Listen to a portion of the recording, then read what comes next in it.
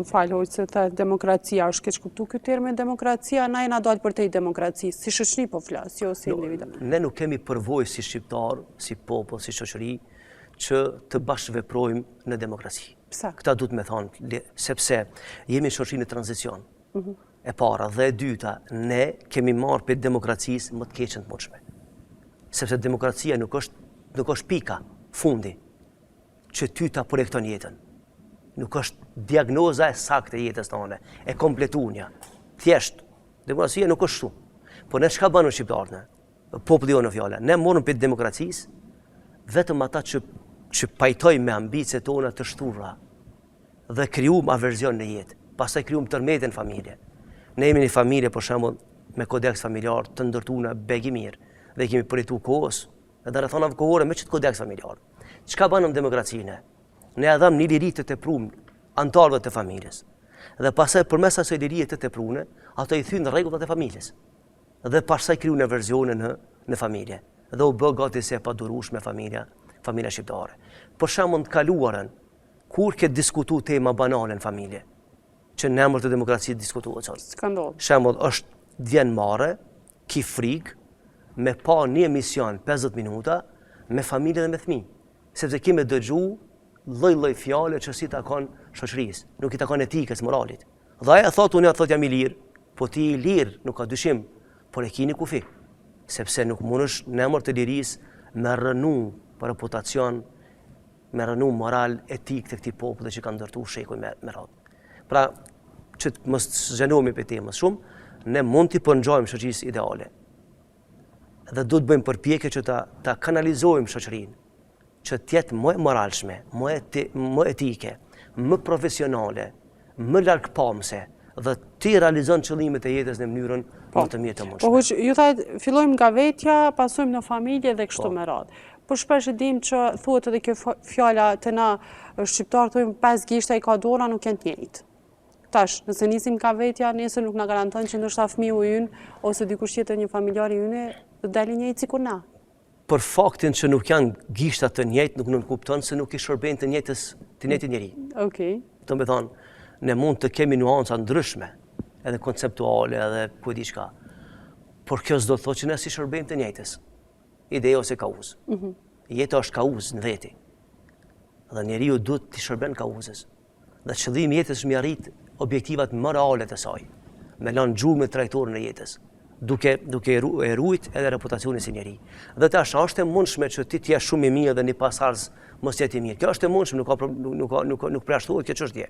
Po kur krijohen mekanizma në shoqëri, edhe çaj i përjashtuari nëse mund të them që paska dalë ndryshe pe tjerëve, edhe ai hyn në rreth. Për shembull, ti je në autobus, edhe ketë nxënësat janë në rregull ose pasagerët. Një mund me kanë i pandërgjegjshëm. Nëse shoqëria është ndërgjegjshme e nale frenon.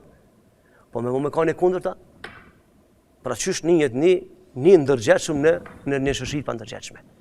Pra pse po i trajtojmë këtë temë, pse po diskutojmë këtë temë? Sepse ne jemi popull që kemi pas dinjitet. Edhe bota na ka njohur përmes dinjitetit që kemi pas. Burrni, sinqeritetit, moral, etikës, familjes, besës. Dhe ja që për 25 vite, sikurse humbëm gjithçka që është autoktone jonja. Dhe filluam të imitojmë dikën tjetër, popull tjerë. Ndoshta për ta mund me qenë në rregull, sikur për shembull ta imitojmë dikën Koretë e Jugut atje. Ndoshta për ta në rregull, po për neve s'është në rregull. Çka ndikoi hoxh? 25 vite janë pak për me ndryshu kaq shumë. Unë personalisht nuk moj men dhe s'kam lexuar që ka popull që ka ndryshuar më shumë se ne. Se sa ne? Unë personalisht po flas, ndoshta dikush tjetër ka argumente tjera. Jemi që kemi pësuar ndryshime. Jemi më lehtë manipulueshëm, munduemi me ndjek trendin dhe na kthehet bumerang, pse ndodh kjo? Janë shumë arsye. Nëse i analizojmë arsyet pse ne pësuam kaq shumë ndryshime, mund ta bëjmë një listë të gjatë të arsyeve. E para, ne nuk kem të përgatitur me kalu tranzicionin. Mungun këshillat e njerëzve të dijshëm, mungoj projekti shtetit, se si do duket shoqëria pas përfundimit luftës. Ne kishim një plan deri në luftë. Të gjithë u mobilizuam. S'ka zgjidhje tjetër vetëm se luftë me Serbinë, me pushtuesin, dobimin e saj prej territoreve tona dhe të kthehemi në në normalitet, në jetën normale. Këtu e patëm një plan. Dhe populli, pavarësisht prezat, kohën, të gjithë u rreshtu drejt këtij projekti. Mas përfundimit të luftës, neve sikurse na i morën argumentet për dorës të tjerë. Ju dha pak hapësirë njerëzve të mençur me diskutu për mënyrën që me kalu tranzicionin.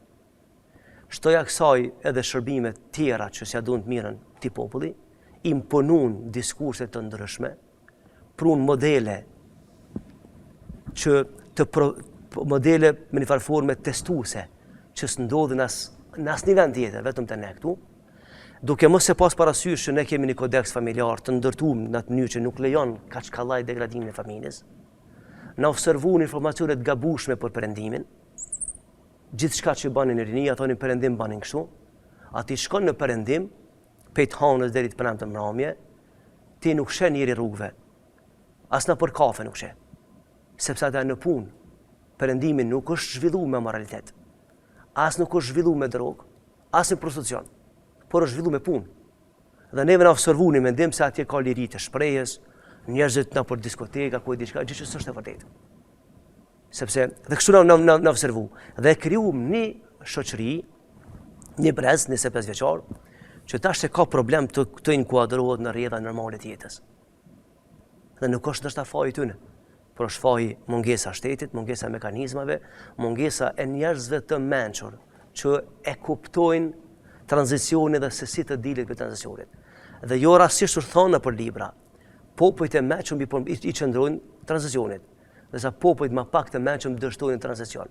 Asimilohen. Ne për shembull krijuam lloj-lloj versione të jetës, ndërkohë që jeta është shumë më e këndshme, më e bukur, më e mirë sa kaq, dhe sidomos në vendlindje. Kur po e marrim si pikë referencë vendet evropiane, hoq, ju edhe jeni shumë shpesh i pranishëm atje me besimtarët tonë shqiptar, po në anën tjetër në vendet evropiane, përkundër zhvillimit që e kanë dhe ju thotë që ekziston një shoqëri ideale aty, sepse e din kur e kikon e punës, e din kur e kikon caktuar gjithçka.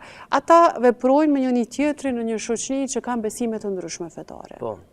A e bën edhe kjo një pjesë shoqërisë ideale pavarësisht besimit, normave që i ki, rregullave familjare, sepse realisht na thojmë këtu që atje jashtë është shumë gjithçka është moderne, është shumë normale me dalë vetë, mos me i këshyr prind, po në anën tjetër pse kemi kësi krahasime? Për këtë arsye, unë mendoj se prej kritereve për me qenë shoqëri ideale është edhe aspekti juridik.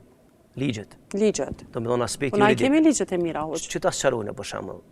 Është do me thonë një prej kritereve. Premisave që ndërton një shoqëri ideale është edhe aspekti ligjor. Tash në aspekti ligjor, për shembull, normal që ka dallime mes asaj që e vendos njeri dhe asaj që e vendos Zoti Madhreshëm.